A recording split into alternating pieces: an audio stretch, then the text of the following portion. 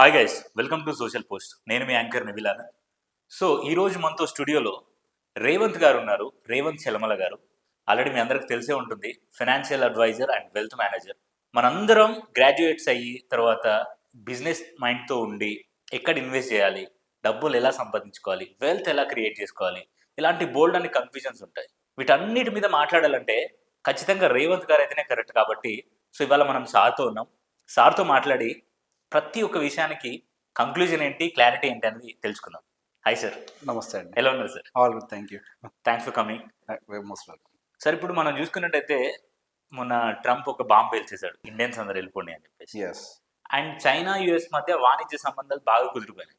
Yeah. So దీనివల్ల మన దేశానికి ఏమైనా ఎఫెక్ట్ అయ్యే ఛాన్సెస్ ఉన్నాయా సార్?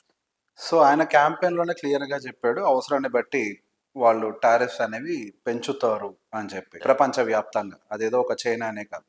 ఇన్ఫ్యాక్ట్ ఇప్పటి వరకు చైనా మీద ఎటువంటి క్లారిటీ లేదులే, కానీ మెక్సికన్ అండ్ కెనడియన్ కంట్రీస్ మీద ఆల్రెడీ వాళ్ళు 25% ట్యాక్స్కి సంబంధించి బాంబేలు చేశారు. బట్ 1-2 days బ్యాక్ యాక్చువల్గా అది లైవ్లోకి రావాల్సింది. అండ్ అగైన్ అక్కడి నుంచి మళ్ళీ దాని ఒక 1 month వరకు కూడా ఎక్స్టెండ్ చేశారు.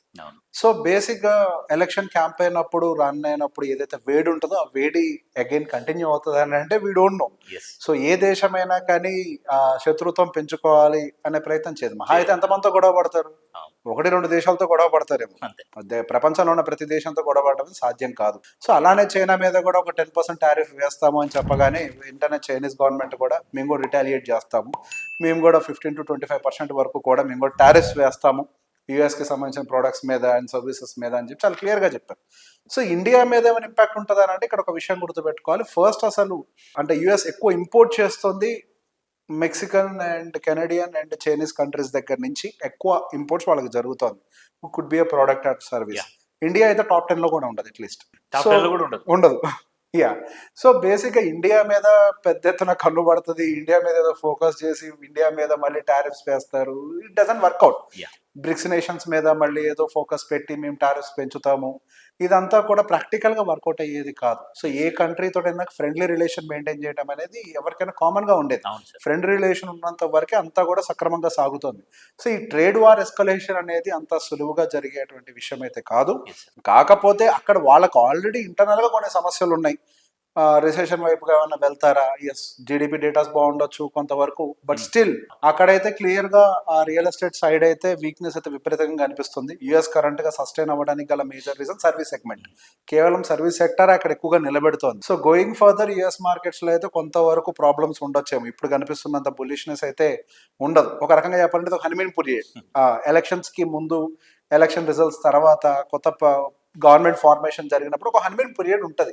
ఇండియన్ గవర్నమెంట్ ఫార్మేషన్ జరిగిన తర్వాత కూడా ఒక 3 months ర్యాలీ అనేది జరిగింది.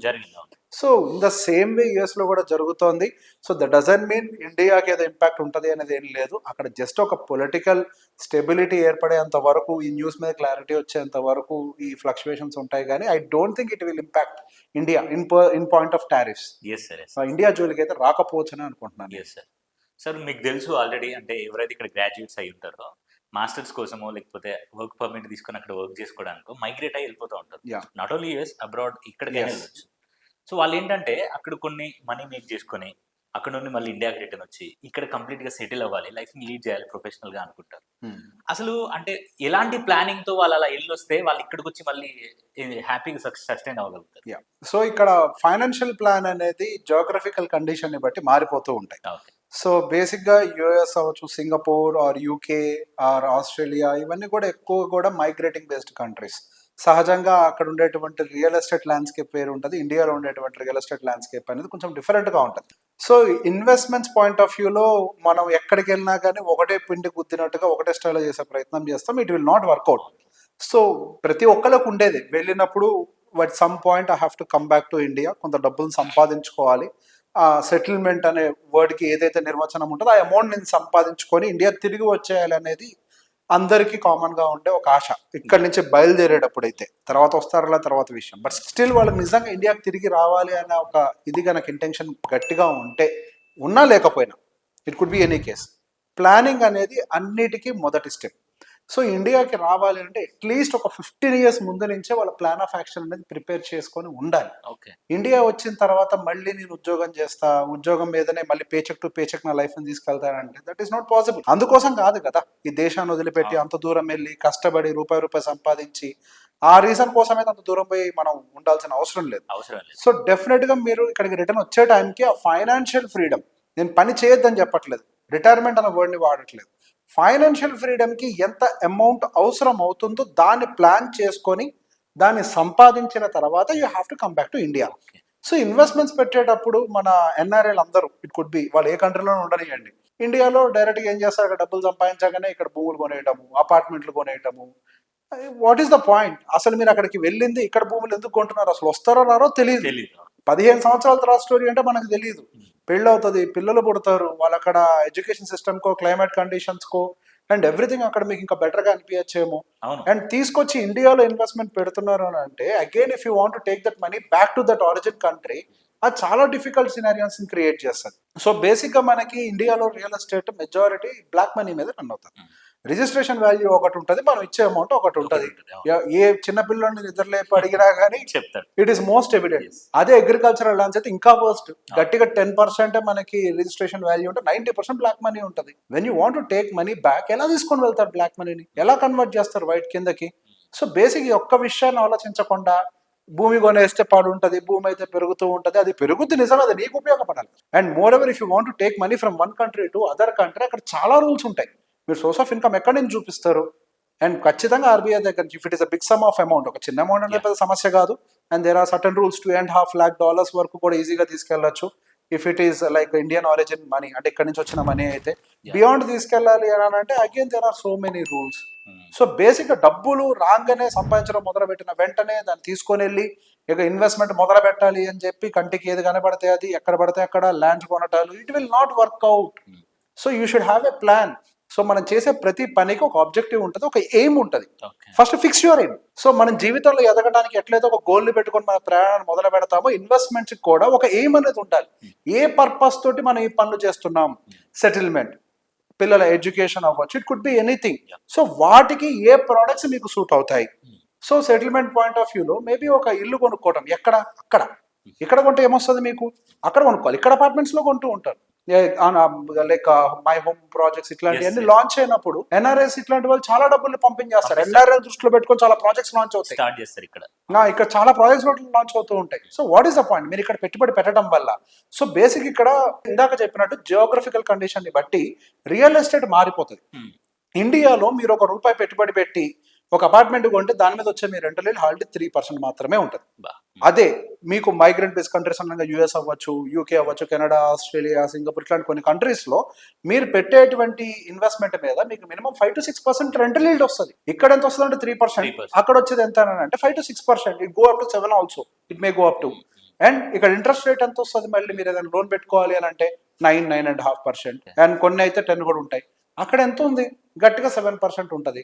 ఏది ఇప్పుడు పెరిగిన తర్వాత, it use to be hardly 2.5% 3 years back, and now it is hardly at 7% still. అంటే మీరు కట్టే రెంటల్ ఏదైతే మీకు వచ్చే రెంటల్ ఇన్కమ్ ఉందో మీరు కట్టే వడ్డీకి ఆల్మోస్ట్ ఈక్వల్ అవుతుంది. గట్టిగా 3 సంవత్సరాల్లో బ్రేక్ ఈవెన్ అయిపోతుంది. అంటే మనం ఏదైతే రెంట్ కట్టాలనుకుంటున్నామో లేదా మనకు వచ్చే రెంట్ ఉందో మనం పే చేసే ఈఎంఐ రెండు బ్రేక్ ఈవెన్ అయిపోతాయి 2-3 years లో. ఇండియాలో అది బ్రేక్ ఈవెన్ కావాలంటే కొన్ని ఏరియాస్ లో 15 years పడుతుంది. బేసిక్ గా పెట్టుబడి పెట్టేటప్పుడు మీరు ఎక్కడ పెడతామో ఆలోచించాలి. For your convenience first buy there. If you want come back, అక్కడనే అమ్ముకొని ఇక్కడ తీసుకురావడం, yes it makes sense also sometimes. అక్కడే పిల్లలు పుడితే వాళ్ళు సిటిజన్స్ అవుతారు depending upon the country. So అక్కడ ప్రాపర్టీ ఉండడం కూడా ఇట్ డెఫినెట్లీ రిక్వైర్డ్. ఇండియాలో కొనొద్దు. I'm very good fan of real estate. అంటే if they are willing to come India అప్పుడు కొనొచ్చు అంటారా? ఎస్, 15 ఏళ్ళు కదా, దాని వాళ్ళకి టైం ఉంది. 15 years, 15 long years, it is not a small thing. వాళ్ళ వర్క్ లైఫ్ లో 50% ఆఫ్ ద వర్క్ లైఫ్ అక్కడ అయిపోతుంది. సో 15 years పాటు ఉంటున్నారు కాబట్టి you can buy a house. And ఎంత వద్దన్నా రియల్ ఎస్టేట్ ఇప్పుడు ఆ కంట్రీస్ అన్నింటిలో 6% గ్రో అవుతుంది, 6% రెంటల్ ఈల్డ్ వస్తుంది. So definitely you can by their. So undoubted. ఎందుకంటే మీరు రెంట్ ఇక్కడ ఆ కంట్రీస్ ద బిగ్గెస్ట్ ట్రబుల్ ఏంటంటే రెంట్. 1,00,000-2 లక్షలు లేదు మీకు ఏ రెంటెడ్ హౌస్ దొరకదు 2 BHK. అంత ఎక్స్పెన్సివ్ ఉంటాయి ఆ కంట్రీస్ అన్ని కూడా. అదే మీకు 2.5 లక్షలు కడితే మీకు ఈఎంఐ అయిపోతుంది 2,20,000 వస్తుంది అనుకుంటే యావరేజ్. ఒక 1.5 to 1.6 lakh ఉండే రెంట్ ఇంటికి 2.2 lakh 2.5 lakh మధ్యలోనే ఈఎంఐ ఉంటుంది. ఎంత డిఫరెన్స్ ఉంటుంది? ఇట్స్ వెరీ స్మాల్ కాంపోనెంట్ అంతే. హార్డ్లీ ఎంత రెంటల్ ఇంక్రీస్ పెరుగుతూ 3-4 yearsలో అది బ్రేక్ ఈవెన్ స్టేజ్కి వచ్చేస్తారు. ఓకే. సో అక్కడ కొనుక్కొని మీరు 15 years తర్వాత మీరు ఉంటే ఉంటుంది ఇల్లు, లేకపోతే అమ్ముకొని బ్యాక్ వస్తారు. అవును. బట్ ఇండియాలో కొంటే మాత్రం ఒకవేళ మీ భవిష్యత్తు అక్కడ కంటిన్యూ అవ్వాలి అని అంటే you will face problems. Okay. నేను చాలా మంది క్లయింట్స్ విషయంలో, ఎన్ఆర్ఐ క్లయింట్స్ విషయంలో ప్రాబ్లమ్ నేను గమనించాను. అందరు వెళ్ళిన వాళ్ళు తిరిగి వద్దామని వెళ్ళారు, కానీ పిల్లలు అక్కడే పెరగటము, వాళ్ళకి అంత ఎన్విరాన్మెంట్ అలవాటు అయిపోవటము, చదువులు అక్కడే కంటిన్యూ అయిపోవటము, ఇక్కడ నుంచి ప్రాపర్టీస్ అమ్మి ఇప్పుడు డబ్బులు వెనక్కి తీసుకెళ్ళాలని చాలా ప్రాబ్లమ్ని ఫేస్ చేస్తున్నారు.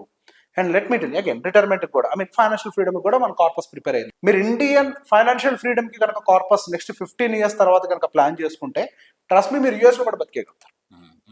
యూఎస్ అవ్వచ్చు, కెనడా అవ్వచ్చు, ఆస్ట్రేలియా అవ్వచ్చు, ఎక్కడైనా బతకగలుగుతారు. 15 years కార్పస్ క్రియేట్ చేసుకోవాలి. 15 years ఇండియాలో ఖర్చు ఎంత పెరగబోతుందో అంత కార్పస్ మనం క్రియేట్ చేస్తే ఆ కార్పస్ మీరు అక్కడ కూడా బతకగలరు. అనుకుంటాం ఏదేంటి ఇక్కడైతే 1,00,000-1,50,000 అయిపోద్ది ఖర్చు, అక్కడైతే 4 లక్షలు కదా, అట్లా ఈక్వల్ అవుద్ది అని అంటే ఇన్ఫ్లేషన్ అక్కడ ఎంత ఉంటుంది? ఇన్ఫ్లేషన్ గట్టిగా తిప్పి కొడుతూ 2.5%, 3, 4 అంతే కదా. ఇండియాలో గవర్నమెంట్ లెక్కలో 6-7 ఉంటాయి, real inflation 8, 9, 10 and more also, right? So next 15 years లో ఎక్స్పెండిచర్ అనేది అన్ని దేశాల్లో దాదాపుగా సేమ్ లెవెల్కి వచ్చే సిచ్యువేషన్స్ అయితే కనిపిస్తున్నాయి because of the inflation. So మీరు ఎక్కడైనా బతకగలుగుతారు. Plan for a financial freedom. If you want to continue the same country you can continue. If not, మీరు ఇండియా వచ్చి సెటిల్ అయిపోవాలంటే యూ కెన్. సో ఎక్కడైనా ఎఫర్ట్ చేయడానికి మీకు అవకాశం ఉంటుంది. ఒకవేళ ఇండియా వచ్చారు, ఇక్కడ ఇల్లు కొనుక్కోవాలి, అక్కడ ఇల్లు అమ్ముతారు, డబ్బులు వస్తాయి కదా, ఇక్కడ ఇల్లు కొనుక్కోండి, అప్పుడు కొనుక్కోండి. అదేదో అక్కడ ఇన్వెస్ట్ చేసి ఆ డబ్బులు తెచ్చుకొని ఇక్కడ మళ్ళీ అప్పుడు మళ్ళీ ఇక్కడ ఇన్వెస్ట్ చేసి మళ్ళీ అక్కడ తీసుకెళ్ళడం వద్దు. 15 ఏళ్ల తర్వాత ఎవడు రాజు ఎవడు మంత్రో ఏమెక్కడ జరుగుతాయో తెలియదు. ఇక్కడి నుంచి అక్కడికి వెళ్ళిపోయిన వాళ్ళు 90% తిరిగి రారు. అందరు వద్దామని ఆశతోటి వెళ్ళిన వాళ్ళే. కాబట్టి మీరు రారు అని నేను బెట్ కాసి చెప్పట్లేదు. వై షుడ్ వి టేక్ అంటే ఏదో మన ముందు ఏదో జరిగిపోతుంది అనుకోవడం ఎందుకు? So plan it. పిల్లల చదువులకి సంబంధించి కూడా యూఎస్ లాంటి కంట్రీస్ లో you have really great plans. ఇండియాలో లేవు. పిల్లల ఎడ్యుకేషన్ కోసం సేవ్ చేయడానికి ఇండియాలో ఉన్న ప్లాన్స్ ఉన్నాయి గవర్నమెంట్ వైపు నుంచి, యూఎస్ లో ప్లాన్స్ ఉన్నాయి. పిల్లలు పుట్టిన దగ్గర నుంచి ఇమీడియట్ గా 529 ప్లాన్ అని ఉంటుంది, ఇన్వెస్ట్ చేసుకోండి. మన ఇండియాలో పెన్షన్ ప్లాన్స్ తో పోలిసి యూఎస్ పెన్షన్ ప్లాన్స్ కానీ, కెనడియన్ పెన్షన్ ప్లాన్స్ కానీ ఇవన్నీ చాలా బెటర్ గా ఉంటాయి. ఇన్వెస్ట్ చేసుకోండి అక్కడే. మీరు ఎప్పుడు అవసరమైతే అప్పుడు, ఆఫ్ కోర్స్ అక్కడ 65 అనే ఒక ఏజ్ లిమిట్ ఉంటుంది బయటికి రావడానికి, దట్స్ ఫైన్, ఎక్కడైనా ఉంటాయి అవి. But still when compare to India మీకు అక్కడ ఇంకా ఇన్వెస్ట్మెంట్ ప్లాన్స్ అనేవి అవైలబుల్ ఉన్నాయి. అండ్ దాంతో పాటుగా ఇండియన్ మ్యూచువల్ ఫండ్స్ లో కూడా ఇన్వెస్ట్ చేసుకోవాలి. డైవర్సిఫికేషన్ అప్లికేబుల్ అవుతుంది. Yeah, so India is an growing economy, so Indian mutual funds will grow faster when compare to other countries. Indian economy fast గా grow అవుతుంది కాబట్టి. So 15 years minimum time period పడుతుంది మీరు ఒక financial freedom ని plan చేసుకుంటే. అది లేకుండా చాలా మంది 2-3 years లో మీకు వచ్చేస్తాం అనుకున్నప్పుడు people will call me, we want to come back, what should we do now? 2-3 years possible. అంత పెద్ద కార్పస్ 10-15 సంవత్సరాల్లో క్రియేట్ చేసిన కార్పస్ ని 2-3 సంవత్సరాల్లో క్రియేట్ చేయాలి అని అంటే that is not practically possible. There are so many things to get settled. ఇక్కడ మీరు ఇల్లు ఏంటి, అక్కడ అసలు మీకేమున్నాయి, వాటిని నమ్మగలుగుతారా లేదా, అసలు పిల్లల పరిస్థితులు ఏంటి, వాళ్ళు ఏ ఎడ్యుకేషన్ లో ఉంటారు, యూ డోంట్ నో ఎనీథింగ్. మరి మీరేం అడ్వైస్ చేస్తారు ఇప్పుడు? Plan it advance. Only plan advice. First plan. మీరు ఎక్కడైనా సెటిల్ అవ్వండి, డజంట్ మ్యాటర్. ఇండియాలో ఉండి సెటిల్ అవుతారా లేకపోతే అక్కడే సెటిల్ అయిపోతారా, డజంట్ మ్యాటర్. హ్యాపీగా సెటిల్ అవ్వండి. సో ఎవరైనా నెక్స్ట్ ఫస్ట్ ప్లాన్ చేయించుకోండి. ఎవరైనా ఇక్కడ నుంచి కనుక వేరే కంట్రీస్కి వెళ్ళాలి అనుకుంటే మాత్రం డెఫినెట్ గా నేను ఎక్కువ ఎన్ఆర్ఐ క్లయింట్స్ తో మాట్లాడిన దాన్ని బట్టి what I understood is US, Canada, Australia, these countries are far better. యూకేలో కొంచెం జాబ్స్ ప్రాబ్లం ఉండొచ్చేమో కానీ బతకడానికి కొంచెం బెటర్ గా అనిపిస్తుంది. సింగపూర్ కి చాలా మంది వెళ్తూ ఉంటారు. నేను సింగపూర్ క్లయింట్స్ ప్యాటర్న్ కూడా చాలా గమనించాను. సింగపూర్కి వెళ్ళారా బలైపోతారు. సో బేసిక్ గా education cost is very expensive there. Almost you will pay 1 lakh per month. 1 lakh per month. ఒక $10,000 అక్కడ కనుక ఎర్న్ చేస్తే, 2 పిల్లలు ఉన్నారు అని అంటే $2,000 ఒక కిడ్ కి మీరు పే చేయాల్సి వస్తుంది. 2 kids ఉంటే $4,000. 40% of your expenditure will go to children's education. Only for them. Yes, children's education కి 40% ఆఫ్ దేర్ ఇన్కమ్. అంటే ఒక $10,000 ఎగ్జాంపుల్ తో చెప్తున్నాను నేను. అక్కడికి వెళ్ళే వాళ్ళు యావరేజ్ అంత సంపాదిస్తారు. $10,000 యావరేజ్ ఉంటుంది. సింగపూర్ కరెన్సీ ప్రకారం చెప్తే ఎంత 52 ఎంత ఉందనుకుంటారు రూపీతో కన్వర్షన్ అది. సో అక్కడికి వెళ్ళిపోతుంది ఆల్మోస్ట్ వాళ్ళకి. సో బేసిక్ గా మనకి ఏమనిపిస్తుంది, ఆ ట్యాక్స్ తక్కువ, బాగుంటది, మంచి జీతాలు ఉంటాయి. ఎస్, దాంతో పాటుగా మన కంట్రీని సెలెక్ట్ చేసుకునేటప్పుడు మరికొన్ని పారామీటర్స్ చూడాలి. అక్కడ ఎడ్యుకేషన్ పరిస్థితి ఏంటి, ఫ్రీ ఎడ్యుకేషన్ ఉందా, లేదా అట్లీస్ట్ లోవర్ కాస్ట్లో ఎడ్యుకేషన్ దొరుకుతుందా, ఇట్లాంటివన్నీ చూసుకోకుండా కనుక జంప్ చేసామా ఫినిష్. కంట్రీని సెలెక్ట్ చేయడం కూడా చాలా ఇంపార్టెంట్ అనే విషయం నాకు రీసెంట్గా క్లారిటీ వచ్చింది. So before going to any country అన్ని రీసెర్చ్ చేయండి. జస్ట్ జాబ్ ఆపర్చునిటీ ఒకటే కాదు, ఓకే నెక్స్ట్ మీ ఫ్యూచర్ ఎలా ఉండబోతుంది ఎస్ ఇది కూడా చూసుకోవాలి. Yes sir.